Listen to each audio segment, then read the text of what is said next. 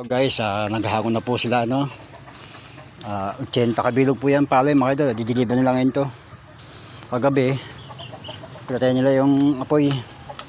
Kahoy po pangkaton na. Wala na po kasi makakuha ng mga labhang. Yung balat po ng palay, ang ginagaton dito.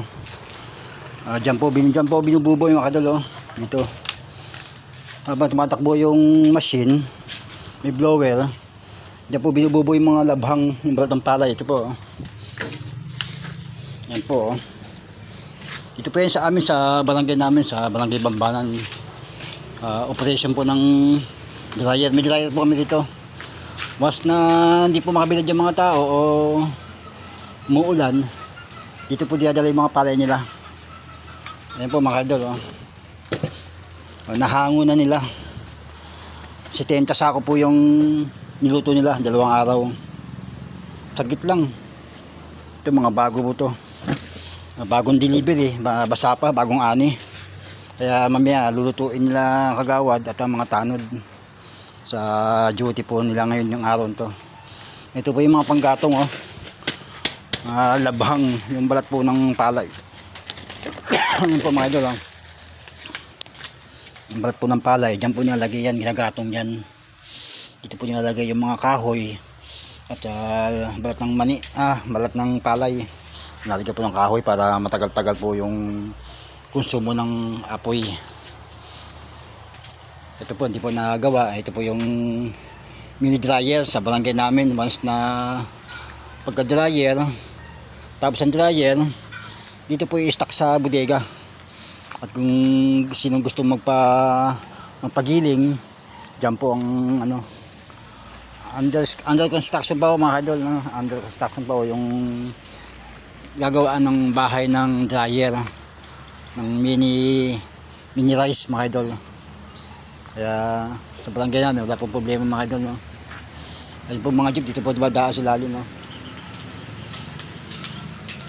Hello guys, ang mga kontraktor po ng mga palay, no? Yan po, oh.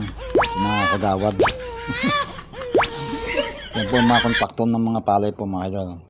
At yun po sa dulo, si kagawad po na tatambak po ng flood control sa daan. Oh no!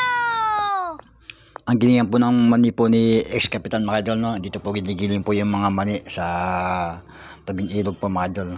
Ayan, kita naman yung mga balat niya, tambak po yung mga balat, saka pwede pong pang compost po sa mga halaman.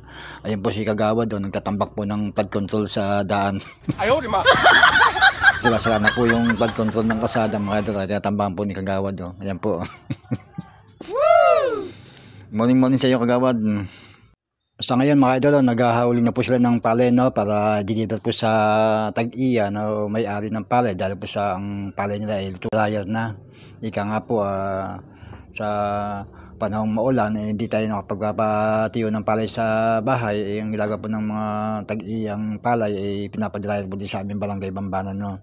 Kung sino lang po gusto nyo magpa-dryer dyan, agtulang kayo din sa aming barangay at palista lang kung ilang sako yan. Siguro po ang depende po sa sukot ng ating mga operator. Ang dala na hauling, dala ng luto, dala ng pag-ubra ay siguro po mga 50 o 40 sako per sacks mga idol. Kaya mas mainam po mga idol kaysa po tayo magbilad tayo ng palay sa maghapon at sasabihin parang init. Dito po sa dryer ay okay na at delivery pang hatid mga idol. Yan po, oh. Hatid na sa tag-iyang palay mga idol, no, oh. God bless po sa lahat. Ingat po tayo mga idol sa mga inaawang.